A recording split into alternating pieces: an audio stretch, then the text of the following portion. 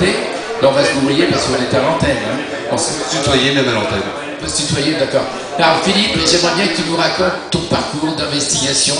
Un parcours extraordinaire, un parcours où, écoutez bien, Philippe m'a dit à l'instant, et ça c'est vrai, on ne citera pas l'endroit où il travaille, il est dans un bureau sans fenêtre, porte fermée, il n'est pas dans un placard, il m'a dit, il est dans un sarcophage.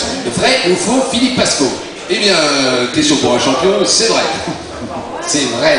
Mais incroyable, c'est vrai, ça existe encore. Oui, ça existe encore. Il ne faut pas croire que la France est un pays de liberté totale et que de plus en plus, malheureusement, au fur et à mesure que les gens contestent, on les jugule, on les enferme, on les empêche de parler.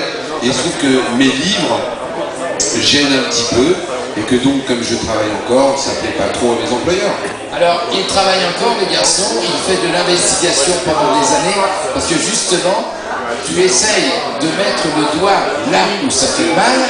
Il y a pilleur de vie, il y a pilleur d'état, il y a plein de choses comme ça. Explication et surtout présentation de ton investigation.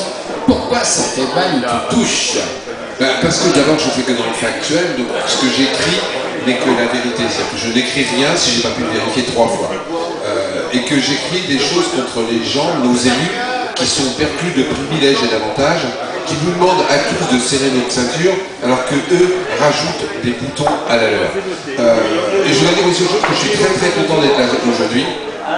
Par contre, j'ai remarqué un truc très important, si j'arrive à le dire. Oui, si on a... Non, on écoute, on m'entend maintenant qu'on a levé un peu le son, là, on a monté le son.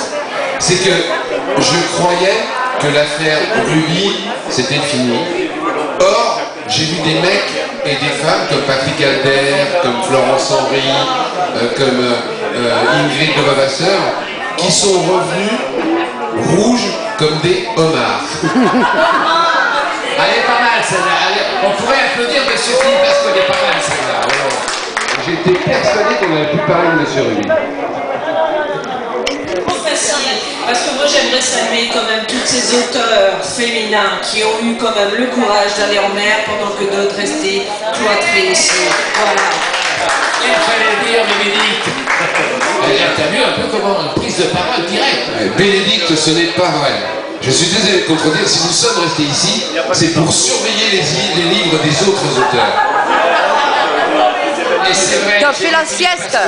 J'ai vu Philippe Pasco qui était là, qui disait attention, ne touchez pas les livres, je suis le gardien de la maison. Alors Philippe, tes investigations, j'ai vu pilleur de vie, pilleur d'état, ça raconte quoi? Mais je crois qu'on a déjà un peu compris ta philosophie. Ça raconte les affres de 1600 élus, dont j'ai mis le nom, l'adresse. Tu as mis le nom, franchement? Oui, j'ai mis le nom. D'ailleurs, si tu vois un petit point rouge, tu t'écartes. J'ai mis le nom, l'adresse de ce que ces gens ont fait en mettant les doigts dans la confiture. C'est-à-dire que ces gens, en plus, nous demandent à tous, à nous autres, aux électeurs, aux citoyens, d'avoir une chemise propre, alors que ces gens-là ont un slip sale. Et moi, j'aimerais bien qu'ils nous demandent d'avoir une chemise un peu moins propre, mais qu'ils aient au moins des slips propres. Alors Philippe Pasco, tu m'as dit que tu as 6 enfants. Ça n'a pas été facile pour eux, que ce soit à l'école ou ailleurs. Qu'est-ce qui se passait un peu? Voilà, tu refais l'histoire. C'est sûr que quand tu as un père comme moi, de temps en temps, tu as des mecs à l'école qui cherchent la bagarre et qui se bastonnent avec les gosses pour dire c'est à cause de ton père si le mien est en prison. Alors, Philippe Pasco, malgré tout ça, malgré peut-être des menaces, malgré les interdits, l'éditeur, lui, il dit on fonce, on y va, il n'y a pas de souci, ça marche bien. Écoutez bien. Hier, on a eu Marc Werber qui fait des millions, Bernard Werber qui fait des millions d'exemplaires. Là, monsieur Philippe Pasco, vous en êtes à combien? Écoutez bien le chiffre, amis auteurs et autrices.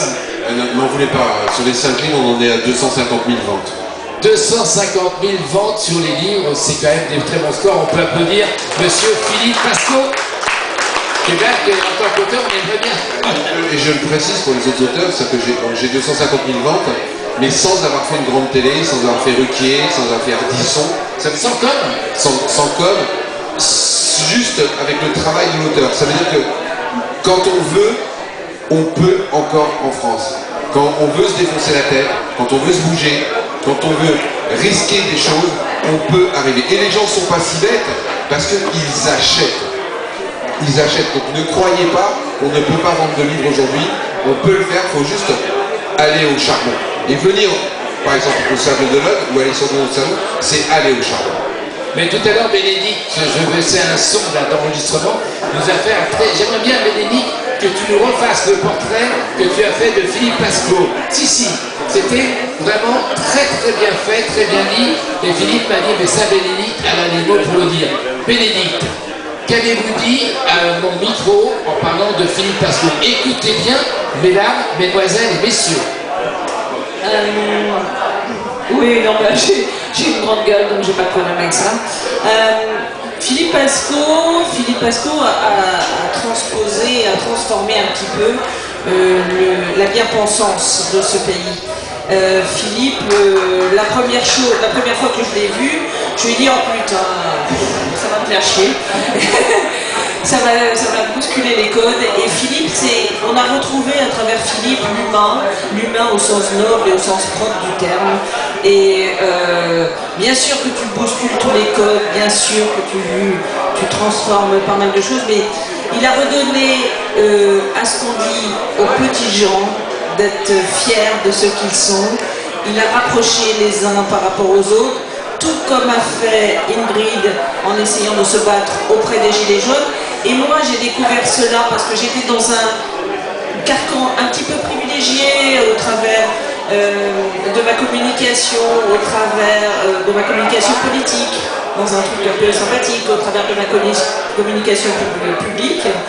Et à travers la mer, parce que j'étais la moitié du temps de l'année sur l'eau. Et retrouver ça, ça m'a redonné juste foi en l'humain. Donc merci Philippe. On peut applaudir Bénédicte pour ce beau message en tout cas. Alors Philippe, il y a un livre en préparation qui va sûrement faire un buzz. À nouveau des centaines de milliers d'exemplaires. Préparation, c'est pour septembre. Le titre du livre? Le titre du livre s'appelle Mensonge d'État. Et je vous le conseille parce que je connais l'auteur. Qui s'appelle Philippe Pasco, c'est ça l'auteur. Alors,